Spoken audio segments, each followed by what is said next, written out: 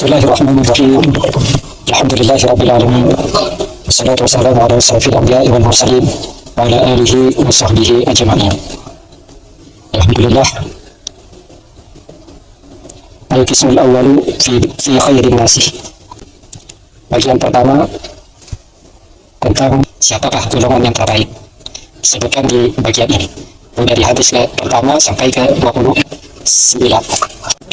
Hadis yang pertama, khairukum man ta'allama al-Qur'an wa 'allamahu. Sebaik-baiknya kalian adalah orang yang belajar dan mengajar Al-Qur'an. An Utsman radhiyallahu anhu, an Nabi sallallahu alaihi wasallam qala, khairukum man ta'allama al-Qur'an wa 'allamahu. Qala aqra'a Abu Abdurrahman fi imra'ati Utsman hatta kana al-Hajjaj. Qala وذاك الذي أقعدني مقعدي هذا رواه البخاري. Hadis yang pertama adalah khairukum man ta'allama al-Qur'an wa 'allamahu. Sebaik-baiknya kalian adalah orang yang belajar dan mengajar Al-Qur'an. Nah, tidak diragukan lagi ketika dua hal ini berkumpul, yaitu belajar dan mengajar. Di dalam hadis ini disebutkan dua hal. Khairukum man ta'allama al-Qur'an wa 'allamahu, yaitu orang yang belajar dan mengajar Al-Quran. Tentu ketika dua hal ini berkumpul, maka sudah sepantasnya disebutkan sebaik-baiknya kalian adalah orang yang belajar dan mengajar Al-Quran. Kenapa menjadi yang terbaik? Karena pertama adalah belajar. Belajar ini manfaatnya kembali kepada dirinya. Yang kedua, mengajar.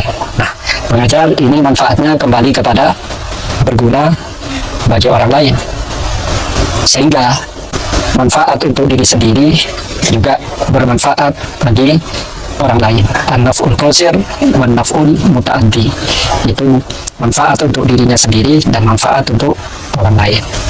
Kalau hanya bermanfaat untuk dirinya sendiri masih kurang, karena belum memberi manfaat kepada orang lain. Karena khairukum anfa'ukum linnas, masih kurang, hanya mementingkan dirinya sendiri. Pokoknya saya belajar, pokoknya saya pintar, maka orang lain itu urusan mereka. Ini masih kurang, poinnya masih kurang. Di sini yang disebutkan cuma dua, belajar dan mengajar. Sedangkan mengamalkan Al-Quran itu tidak disebutkan, padahal itu tujuan terbesar. Al-Quran adalah kalamullah sebagai pedoman hidup kita, tentu harus kita amalkan. Tapi di sini kenapa tidak disebutkan? Sebaik-baiknya kalian adalah orang yang belajar, mengamalkan, mengajarkan Al-Quran. Kenapa tidak disebutkan seperti itu? Ini sudah dijawab oleh Imam Al-Qari, pengarang Al-Mirqah, yang dikutip oleh Al-Mubarakfuri di dalam kitabnya Tuhfatul Akhwadi, syarahnya Sunan Tirmidzi. Beliau mengatakan, janganlah kalian sangka bahwa mengamalkan tidak terkandung di dalam hadis ini. Jadi sebenarnya mengamalkan Al-Quran ini terkandung di dalam hadis ini, walaupun tidak disebutkan. Kenapa? Karena ilmu yang kita dapatkan ketika tidak diamalkan itu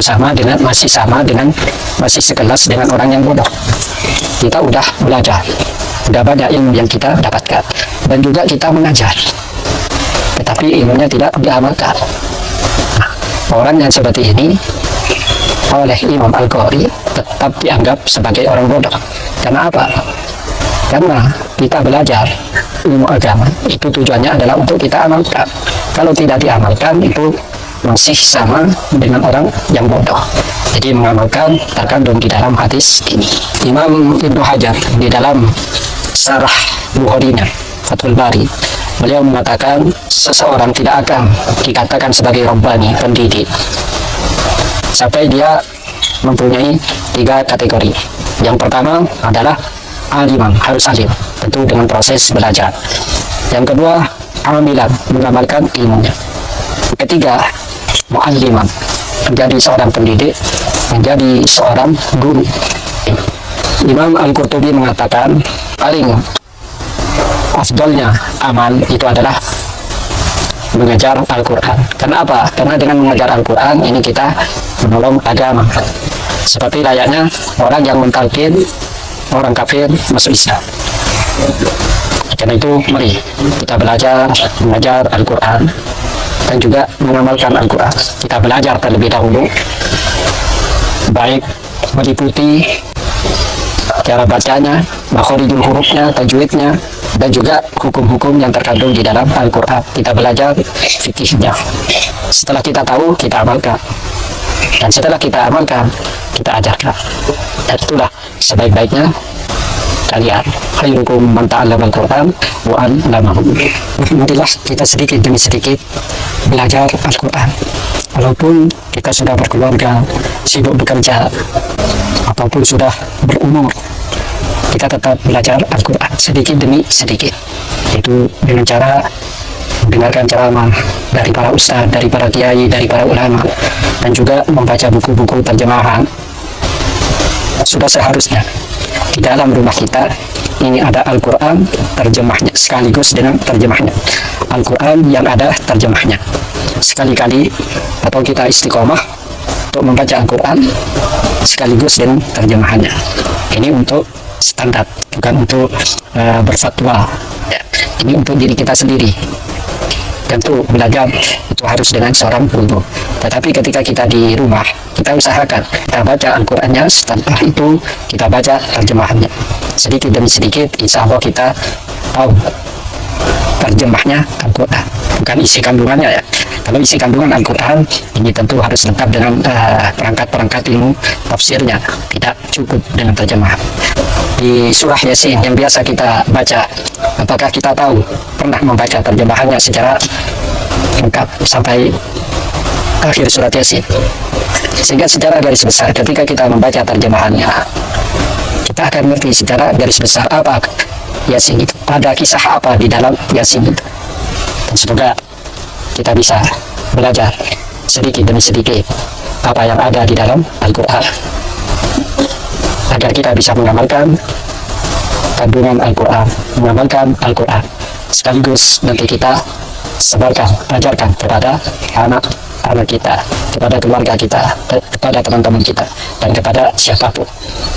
Dan dengan ini semoga kita menjadi sebaik-baiknya manusia.